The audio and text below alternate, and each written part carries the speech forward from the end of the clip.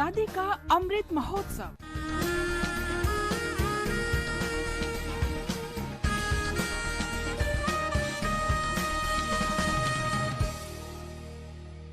Azadi Ka Safar with AIR News, Birth of a Nation. India's glorious freedom struggle is one of the greatest struggles the modern world has ever witnessed. AIR News brings you a glimpse of the struggle every day.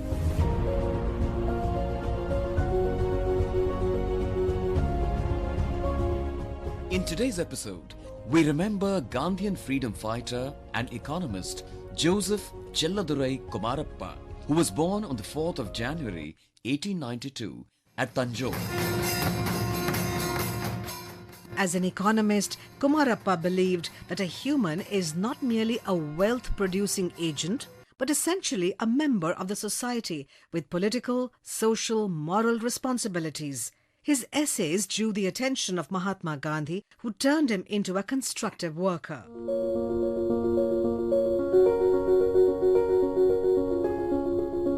At the Karachi session of Congress in 1931, Kumarappa was chosen as the convener of a select committee to study the details of the financial obligation between Britain and India.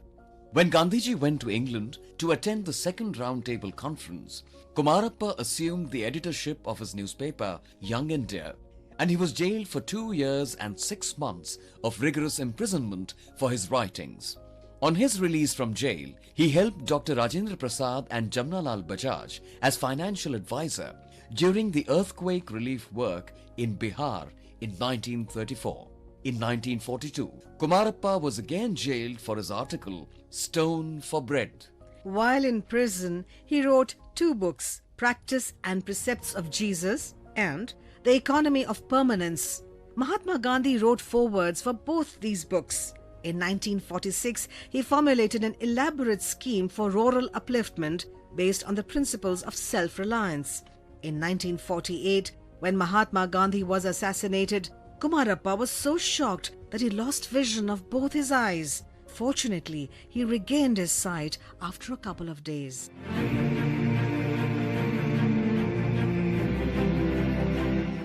In the post-independence period, Kumarappa travelled on various missions across the globe for the national cause.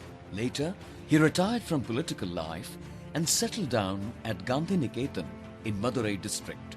Kumarappa breathed his last on the 30th of January 1960. We salute the great nationalist. We also remember nationalist Maulana Muhammad Ali Jauhar, who died on the 4th of January 1931. Born in Rampur, Uttar Pradesh, on the 10th of December 1878. He was a staunch supporter of India's independence and a torchbearer of the Khilafat movement. He led a delegation to London for the Khilafat movement in 1920.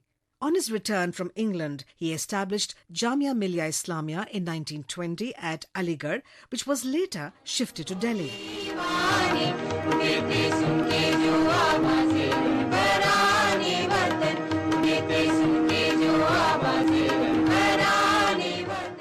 Initially a member of the Muslim League, Jauhar joined the Indian National Congress in 1919 and became its national president in 1923. In 1930, he participated in the Roundtable Conference despite his ill health, where he gave his famous statement, "Either give me freedom or give me a 2 yards place for my grave. I do not want to go back to a slave country." These words proved true, and he died on the 4th of January 1931 in London. Establishment of Maulana Muhammad Ali Jauhar University in his native town is a humble tribute to this great son of Rampur.